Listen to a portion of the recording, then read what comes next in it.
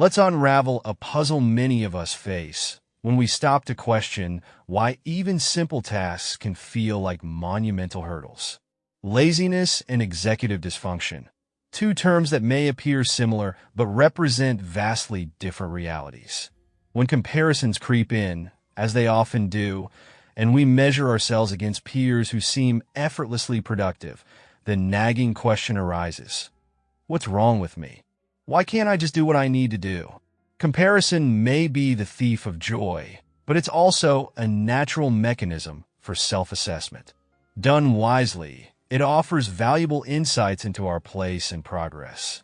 Yet for those grappling with executive dysfunction, this comparison often turns inwardly harsh. They may hear themselves labeled as lazy or even internalize that misjudgment. However, the desire to complete their to-do list is there. It's the execution that falters. To understand why, we need to delve deeper into the mechanisms of executive dysfunction and how it differs fundamentally from laziness. When we talk about laziness, we're addressing a lack of effort. It's a deliberate choice to avoid tasks due to disinterest, poor time management, or an absence of motivation. Picture someone who neglects cleaning their home or sending an email not because they can't, but because they simply don't want to. While external factors, such as depression, might contribute to this state, laziness by itself stems from choice, or, more accurately, a lack of desire to choose action. Executive dysfunction, on the other hand, is not a choice. It's rooted in the brain's cognitive processes and impairs the ability to plan, prioritize, and complete tasks, no matter the level of desire. Often tied to conditions like ADHD, autism, or neurological damage, executive dysfunction manifests in ways that can appear outwardly similar to laziness, but are neurologically distinct.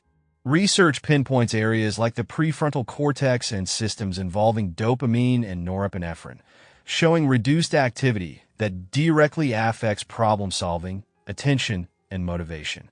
These disruptions leave those affected struggling not with willingness, but with the capacity to follow through. The signs of executive dysfunction vary widely.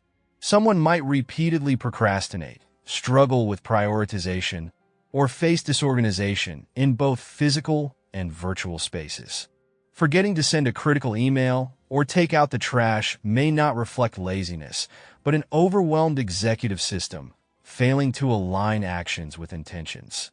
Emotional dysregulation, mood swings, or outbursts often compounds the challenges. Each symptom paints a picture not of unwillingness, but of a brain working against itself. While a professional assessment is invaluable, not everyone has access to this resource. For those navigating these difficulties, actionable steps can ease the burden. Visual aids like whiteboards or mind maps can break daunting tasks into manageable steps, while keeping them in a visible, frequently used space helps maintain focus. Engaging creativity through activities like drawing or writing may jumpstart mental clarity, while physical activity, a walk or brief exercise, can refresh concentration. Technology, too, offers tools like calendar reminders and push notifications, though the key lies in avoiding the temptation to dismiss them. Building a support network can also make a significant difference. Sharing struggles with trusted friends, family, or colleagues creates accountability and invites encouragement. This approach shifts the burden from a solitary struggle to a shared understanding. While not every tactic will suit everyone, experimenting with strategies is crucial to finding what resonates. The journey is about working with your brain, not against it. If you've ever felt the weight of tasks undone and the sting of judgment, whether from others or yourself, know this: you're not broken or lazy. You are simply wired differently, navigating a brain that processes the world uniquely. For all the frustrations that come with executive dysfunction, there's also untapped beauty in how it can foster creativity and resilience.